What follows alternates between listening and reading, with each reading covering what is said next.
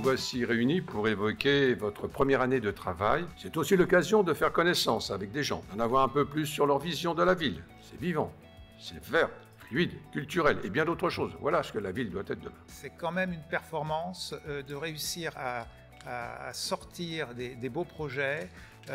Quand on ne peut pas se rencontrer, on regarde l'avenir et ce sera un avenir vert.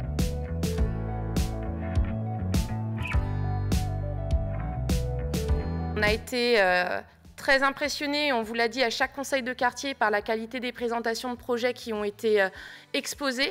Qu'est-ce qu'une forêt-jardin?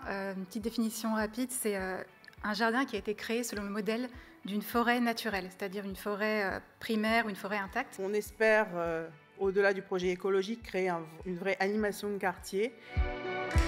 Vous êtes des fins connaisseurs de nos lieux de vie, donc vous avez souhaité proposer des idées et des projets adaptés aux besoins de notre quartier, mais aussi aux besoins de notre ville.